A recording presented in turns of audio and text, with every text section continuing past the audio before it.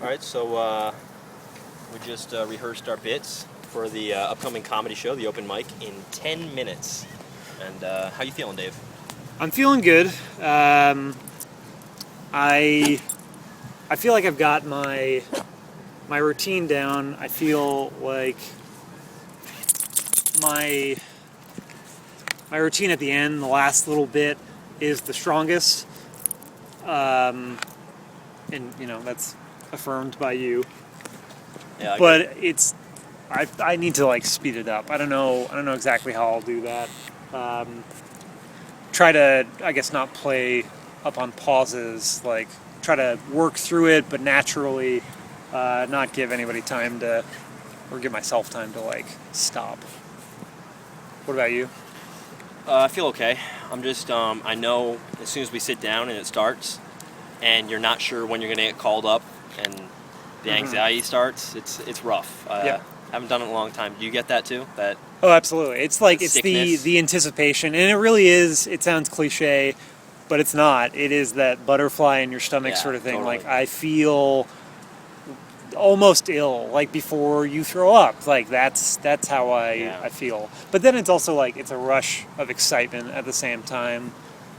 And when Yeah, I only get that afterwards, honestly. yeah. Yeah. I think I get a bit of both, and I think that's kind of even if I might not be the best stage presence or the best person on stage. Just a note. There's a dog. There's George, my little dog, just walking around, eating God knows what, and trying to get everybody tangled up. Yeah, So he'll be featured during the show as well. he will actually twice. He made his way into 2 routines. Yeah, I didn't realize that until you just bringing that up now. It's funny. I just wonder who's going to go first. And when you mentioned the butthole thing, if like he's already introduced, or I have to introduce my dog as the dog that I would may or just may think have it's not been something- molested. I wonder if most of the other people like know where they are on the list. Like, are you supposed to go up and ask them? Like, or is that what we're supposed to do? Is that normal? Because I can't imagine that everybody is in the same boat of not knowing when they go up. I think everybody is. Yeah? I mean, I'm remembering back to the last time, and there was hopefully we could hear that on this I recording. think so. That was pretty There was loud. a violent fart. Oh yeah. But I remember the last times. I don't remember where I was on that list at all. Yeah. I mean, not remember. I didn't know where I was on the list at all. No, we never did. I just think other people might. Oh, other people that are in the clique in the know. There's definitely. So this is something that Kyle and I were talking about earlier. There's definitely a clique and like a group Yeah. of comics, and I'd imagine it's the same in every city. I think so. And that is something that we tried a little bit the last time, but I think that that's pretty important to try to get in there. Yeah. And It's that's also like- how you get comfortable too, I think. It's just that Potentially. line between like socializing, which seems normal, and then networking, which just has this like weird feel to it. Yeah. I hate the idea of going up to people with the intent already of something to gain, you know? But I guess that is what it is anyway. I think it really is. Yeah. And when we've okay, so like Did you introduce yourself to the guy when you asked the questions the second time? Yeah. Yeah. Smart. But we've talked about like how comedians, like when they're talking, and like with the Joe Rogan podcast. So all those guys know each other. All those guys are friends. They do their thing together, but they also help each other out, and they also test their bits with each other. It's true. So I feel like no matter what, I'm of the mindset like that when you're in the adult world, no matter what, your socializing is networking to an extent. Yeah. I guess depending on where you are. There's some circumstances they aren't. But in my lifetime as an adult, it's been that. Yeah, I agree. Just seems a little gross. Well, I mean, I guess it'll happen naturally anyway if we just show up, because that's the thing. We never really showed up that much either. No, I mean consistently for a little bit. I think these guys probably see each other every night. You think so? To some extent, yeah. I'm sorry. We're probably gonna go, right? Yeah, we're close to it. Sorry. He was eating something. if George is ever around during a podcast, I won't be able to pay attention. It's always just a little less convenient. He is, but I love him, and he's eating sticks. Yeah. I know. Anything As else? he's want to do. No. Okay. Well, all right. We're about 7 minutes away from our actual stand-up, and we're gonna sign off. Signing off. This is Dave Pukta. Stay classy. Kyle Fournier out. And by the time I arrived at my destination, I realized I had forgotten my wallet, but remembered my flask. And that's not good. That's not a good sign that your life is headed anywhere. Especially because I didn't leave my wallet behind like a badass, like an outlaw, like I don't need currency or identification. I do need those things. My night was pretty inconvenient because I didn't have them. Yeah, I didn't leave my wallet behind like a badass. I left it behind like a senile alcoholic. So I've been watching a lot of Pokemon lately, and that's a big announcement to everybody. Pokemon is now streaming on Netflix, the original. It's pretty good. But it watches a little bit differently now that I'm grown up. There's something I didn't notice, and it's pretty fucked up. So I'm going to give a little background for those of you not initiated with Pokemon. Basically, the Pokemon world's the same as our world, except instead of wild animals, they have Pokemon. There's no birds, just bird Pokemon. No fish, fish Pokemon, etc., etc. And also, instead of going to school like many of our young children do, many young children become Pokemon trainers, which means they leave home at a very young age, and they go into the woods, and they beat the shit out of wild animals and catch them in balls. I didn't notice this before, but it's pretty messed up. And so after they catch these wild animals, they bring them to other Pokemon trainers, and then they have battles. So I would take my wild animal, and I would set... In 2007, Michael Vick was arrested on charges of dogfighting, and it was considered universally reprehensible, and I'm just not seeing the difference. Can anyone tell me the difference? Yeah! So, actually, there is a difference. Vic only fought dogs, and that's not good. I agree, that's still pretty bad. But a master Pokemon trainer is actually trying to catch every Pokemon in the world. What type of psychopath would try to catch every animal in the world? The closest thing we have to Pokemon trainers in this world is, and I know this is a lot of Pokemon material, guys, I'm almost through it, but the closest thing we have to Pokemon trainers here are crazy old ladies. And they don't even get that crazy. Like, the craziest old lady might have, like, a few dogs, a few cats, and a bird. But in the Pokemon world, she would be a poor Pokemon trainer at best. Recently, my friend asked me to take care of his dog for the weekend, and I said yes, of course. But I couldn't help but think that I must have been at least a few names down on that list. And it's not that I'm not a trustworthy person, but my friend knows that I behave oddly, sexually and otherwise. And I just had this weird thought while I was taking care of the dog. Like, he doesn't trust me completely. You know, so like, if your mom left you home alone, she might measure the vodka bottle before and after she left to see if any vodka was missing. And I just had this weird thought, like, is there any chance my friend measured the dog's butthole before and after I took care of it? All right, everybody, thank you very much.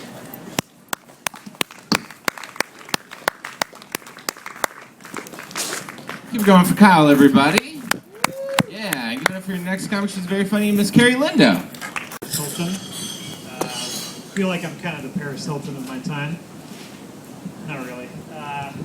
So this is the first time I've been up on stage in a while. It's been about a year, and it wasn't for any good reason. I didn't get injured. I wasn't sick. It wasn't anything dramatic or heroic that I'm coming back from. It was just cowardice and just being a sack of shit. Just didn't want to do it. So now I'm doing it again. I feel like everybody has that sack of shit quality in them. They just got to reach the potential or realize it. And not that all these people are sacks of shit, but one group that I just don't have a lot of luck with are vegetarians.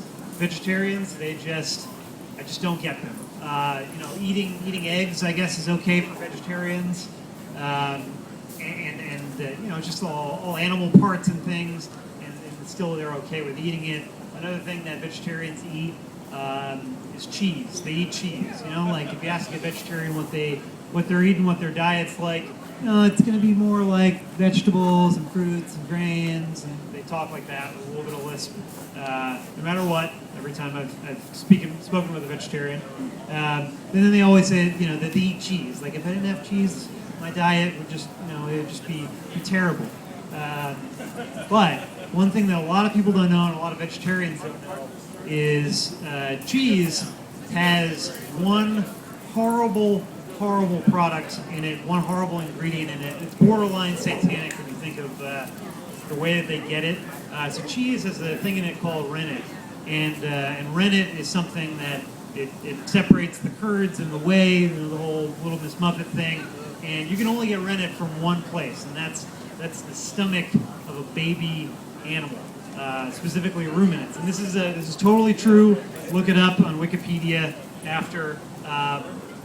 But it's something that they just don't know. They don't look into what their food is coming from or what's in their food. And if you tell them, they think that you're crazy, that you're just trying to put one over them, trying to make them feel bad.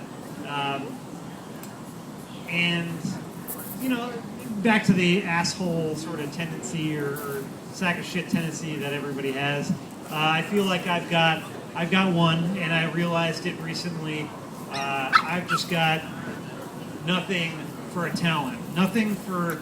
I don't have any real redeemable qualities or strengths, and I feel like if I was put on a desert island with a group of other people, I couldn't contribute. I couldn't add anything to it. So, whenever you get on a desert island with a group of people, as we all know, you just have that first powwow just to see what everybody does. So, the obvious leader, which is not me, goes up to everybody and says, "Hey, all right, guys, let's figure out what our strengths are. Let's figure out what everybody can bring to the team." So, Jim, what do you do? Well, I'm a hunter, born hunter, and I can field dress animals, and I feel very confident in my ability. Well, great. That's great, Jim. That's great. Can you fashion weapons out of things? Yep, sure can. Very confident in that ability too. All right, that's great. We have a hunter on our team. What about you, Susan? What do you do? Well, I'm a nurse, so if anybody gets sick or injured, then I got it covered. I can help them out. All right, that's great, Susan. We're really lucky to have you. Dave, what do you do?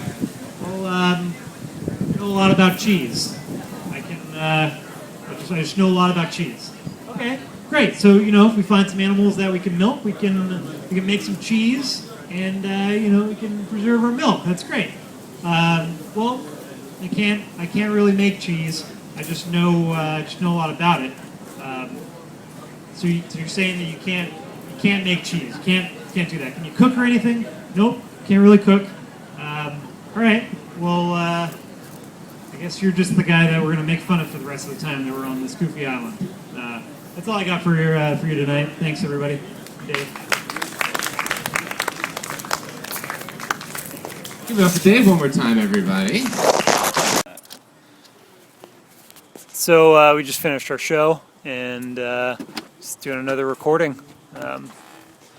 We got a recording. We got a dog here again. I got a dog in the truck of the bed. Bed of the truck. He's coming. He's And in see, the bed. that's the type of joke. That's the only type of thing that gets laughs in an environment like this. The only Somebody- thing that people laugh are fuck ups. Like obviously fucking up. Fuck ups And or then, like- acknowledgement of the fuck ups. Uh-huh. That's it. The actual jokes themselves, like They haven't really landed. the only one that really landed was, and I fucking love ex-wife jokes, but I Oh, was the driving dumpster and I thing? thought I saw my ex-wife, but it was a dumpster. Like that's just brilliant. I really thought that so the other guy's name was David. Also, he was taller, a little bigger, and he had like that unsure sort of. I mean, it was either him or like him trying to develop his own character. But he started talking about how he didn't do anything with his day except for going shopping for groceries, and he would like Right. list a whole Yeah. grocery list off to his father, and then he's like, yeah, and then I made it sound like I did more than I actually The Junior did. Stopka guy. Yeah. Oh, yeah. Exactly. Yeah. He's like, my dad was none the wiser. I hate my dad. Yeah. Something like that. It was just seem like it was a joke. But I that don't was think the it funny was. part. Yeah, like that the was idea organic. of coming out with your hatred for your father, like just casually like that, is pretty funny. Yeah. But I don't think he even realized it. I don't think so. But he is one of the ones that I remember from remember before. him? Yep. I remembered a decent amount. I'd say like maybe a third of the people. All Quarter right, to a so third. there's one guy, same type of build as the guy you're talking about, but he went later. He was one of the last guys we saw. And he's a very confident guy. He's obviously been doing it for a while. I remember seeing him 2 years ago. But I remember the same joke from 2 years ago. It's the sperm one. He went to the sperm bank, and I remember him talking about the sperm. He went up right after me, right? Yeah, Is that right? the sperm lazily going down the Schlitterbahn. I specifically remember that. Was It's pretty that- funny. That was him. Yeah. Because I wasn't sure if that was one of the jokes that like I had heard before. Mhm. Or, like heard from somebody else, like that was like a famous comedian or something. Huh. There was one, and we just found out that I stole a bit apparently. But Okay, so the thing that I was trying to think about when we were talking to Guy Yeah. was that guy was my what was it the last part of my bit, which was about the whole desert island thing. Yeah. Definitely like was coming from me thinking about the whole Joe Rogan thing. I thought Wasn't- I thought that when you first started telling it to me the first time, when you said that 10 people were on the desert island, Yeah. would I be able to send an email is where he goes with it. Sure. But you didn't really do that. Yeah, like the setting was the same. The idea in its roots It's were similar. the same. We're similar. You yeah. don't even need the desert island though. It's just about you being incompetent. Sure. Yeah. Yeah. But that was close. One thing that was probably not stolen, but it's the same, the casserole joke. Patton Oswalt has a joke that's exactly the same about the KFC bowl. I think I've heard that. Yeah. He's like, oh, you're completely giving up on life. Do you want mashed potatoes and corn and chicken? No, just put it in a bowl. Give me a spork. He actually used the spork word too, Huh. which actually made it a little bit more like, But but also it's the same like exact idea. this is kind of what I was getting at before. How do you separate, or can you separate, like maliciously stealing a joke, or You just can. something that pops out, like maybe you heard it, but if you're just trying to riff You on can't. the crowd It's or whatever. completely irrelevant at our level right now. Like at an open mic, who even gives a shit? If Yeah, it was like unless it's blatantly really lifted, blatant. like word for word, yeah. Yeah. But even like they talk about that a lot on the podcast I listen to, and they say like every once in a while some guy will go up and be like, hey man, I do a joke like a lot like that, and usually 9 times out of 10 it's just like, all right man, sorry, I'll stop doing it, or one of them just decides to stop doing it, Huh. But You've actually heard them calling Yeah. each other out. well, not calling each other out, but just like, I've done hey, something like that. yeah. Yeah. But I mean, there's parallel thinking too, and it's like obviously people are gonna have the same ideas. Like, and I did think that about the Pokemon joke. It's like it's pretty obvious, I'm sure people have done it. Done it before. Yeah. Whatever. Yeah. But yeah, at our level, joke stealing doesn't fucking matter. No, I don't think so. Now, what do we do next? Like How does that guy make you feel, like ambition wise? He's fucking Guy. all Guy. about it. oh, he's all about it, yeah. Or he's unsure if he wants to do that or play Pokemon all the time. He did mention that. He seemed very sincere about how he wasn't sure if he could juggle the two. I asked him if he did it every day though, and he said yeah, That's every good. day, if not almost every day. I mean, man, if you don't know anybody in town and like you are going stir crazy and you do have the drive to actually get out there, then sure, why not? This sounds kind of weird, especially given what we're doing right now. But I think comedians are like the worst bunch though. Like they just seem like such douchebags. Oh, like people that are actually successful in comedians? Or even just like, like the people here. I don't want to meet these people. They seem like such douches. I don't know. think some- Guy I think- was cool. Yeah, I think some seem okay.